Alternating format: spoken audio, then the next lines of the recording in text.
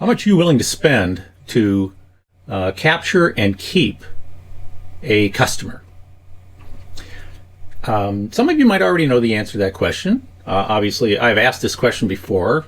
Many of you that are current or past clients of mine, you've heard this question, because where are we right now? We are in question number 6 of the 7 questions. I'm doing this series of 7 questions that I always ask new clients or people that are thinking about becoming new clients of mine when we are talking about working together. And I always say, look, these are 7 questions that I think are very, very important for a number of reasons. One reason is obviously for me to better understand your business, your current business, where you are in your marketing and branding, as well as your relationship with your clients and how strong your marketing strategy is. And number 2 is that sometimes some of the questions that I'm asking are questions that people have just not really thought very much about, and quite frankly, might not have an answer to. And this is one of them. That in the beginning, when I'm usually working with people, most people do not know the answer to the question: how much are you willing to spend to capture and keep a customer? Now, let's think about this for a second. Let me pull up my little telestrator thing and talk about why this is important to know. And then ultimately what the final statement is that makes this so important. Okay, a number of years ago, I had the opportunity to spend time with Stu Leonard Sr., who started Stu Leonard's supermarkets or markets, or in I believe it was Danbury, Connecticut. It's been a while since I've communicated with those guys, but and we were having a conversation about that. And Stu used to share this with a lot of people anyway in his speeches and when he would be in conversation with people. And he used to say that every time a customer walked through the front door of his supermarket, he saw the number $50,000, $50,000 on a kind of a little sign that was on somebody's forehead. And he always looked at it like, okay, those people are worth $50,000 to me. Now, what does he mean by that? Well, the way he looked at it was that his average customer would spend approximately $100 per week, okay, per week. Now, if they shopped at his store for, let's say, 50 weeks out of the year, and he would give them, a couple weeks for vacation, or going away or something.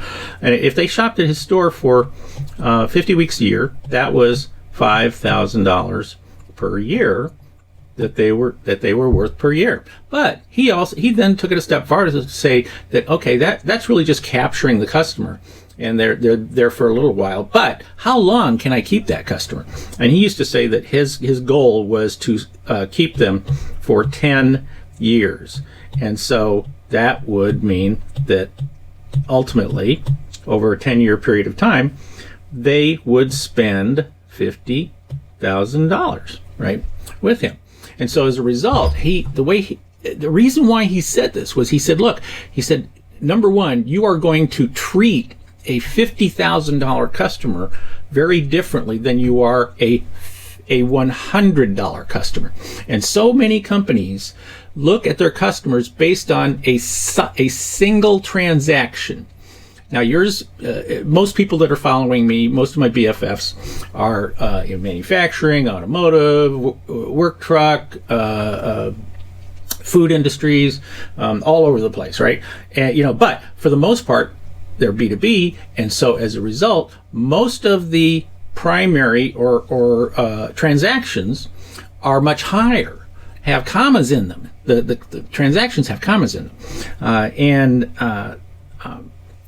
but it does not preclude you from seeing it any differently than Stu Leonard did, because even if you are capturing somebody, and I'll even jump it up. Let's say somebody is worth $10,000 in a solitary transaction, in a single transaction. All right. Now, even those people, we are not looking at them as being just single transactions. we look at people as being, we want to be able to have repeat sales with them. And so we want them to stick around with us. Now, maybe they won't stick around. Maybe our transactions aren't weekly for the most part, right? But maybe it's 2 or 3 a year. If it's, let's say it's 4 times a year, I don't know, 4, every quarter. So now you got a $40,000 per year customer, right? Per year customer. And if you get them to hang around with you for, even if it's only 5 years, okay, that makes them now a $200,000 customer. Now, that all makes perfect sense, right? But then when I ask the question, okay, how much are you willing to spend to capture this customer? Like I said, most people don't know the answer to that in the beginning. And some will say, oh yeah, we'll spend a few $100s to capture a customer. You're going to, and I go, okay, so let's say you spend a few $100s. Let's say you spend $500 to capture a customer. You're spending $500 to capture a potential $200,000 client. Now let's say a competitor comes along, not necessarily a current competitor, because for the most part, current competitors are all following the same rules anyway. It's a strategic orthodoxy that works in every industry. But let's say somebody new comes along, and that new person comes along and they say, you know what? I'm going to spend $5,000 to capture that customer. Now, that doesn't necessarily mean, no, that's not, I'm not saying $5,000 to capture a lead. I'm not even talking about $500 to capture a lead. Let's just say that you go out and you capture a customer for $5,000, and let's back that up, okay? We'll back that up like this, and we'll say that, all right, so that means, and let's say you have a 10% close rate, which is terrible, but let's just say you have a 10% close rate. And so in order for you to capture a $5,000 customer, maybe you would have, that's 1 out of 10, so maybe you're spending $500 per lead, right? Now, a lead is not a prospect. A lead, in my opinion, is somebody who fits the profile of your target market, your moose. They fit the profile of your target market, and they have shown an interest in working with you. That's a lead. A prospect is a moose, okay? A lead is a moose who has raised their hoof and said, I'm interested in talking to you. A prospect is somebody that you've pre-identified ahead of time. So let's say in order to capture a lead, you've got to go out and you've got to talk to, for every lead, you have to talk to four prospects, okay?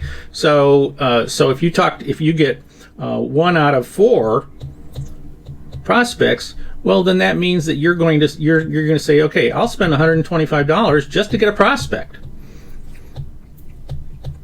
because ultimately the way this is going to work is this is going to go, this goes this direction, and it also goes back the other way too, right? So if I go out and I find 40 prospects, and I get 25% of them, 1 out of every 4, to become a lead, all right? So out of 40, I'm going to get 10 leads, and out of 10 leads, I'm going to get 1 customer. That's essentially what this is all about. And so now that person is willing, or that company is willing to spend $5,000 to get a $200,000 customer. Now, let's just now expand the question here. If I were to give you if I were to get you to give me $5,000, and every time you gave me $5,000, I handed you a $200,000 client, how many times would you give me $5,000? The answer is as many times as possible, right? As many times as possible you would give me that money. So this makes this important. This is an important question to ask, because there's an adage among marketing people like me that essentially he who is willing to spend the most money to capture a new customer is going to win. So the question is, how much are you willing to spend to capture a new customer and keep that customer around? That's question number 6. I hope you know the answer to that question. If you have not seen the other previous videos, then the links will be down below. I'll give those to you so you can go watch them again. Or if you're getting this via email, then maybe you're getting getting emails from us all the time with these different links. Who knows? Anyway, this is Steve Miller, better known as Kelly's dad and marketing gunslinger. I hope this has been helpful for you. Thanks for watching this week's Uncopyable business video. And I will be back again next week with another Uncopyable business video. That's what I do with weekly videos, I guess. So in the meantime, always remember, be uncopyable, and I'll see ya.